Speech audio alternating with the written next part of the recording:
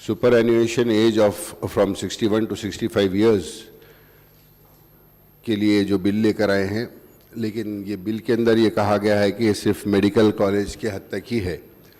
तो हम इस बिल की तायीद करते हैं, लेकिन हमारी साथ साथ हुकूमत से ये गुजारिश है कि ऑन पार ऑफ मेडिकल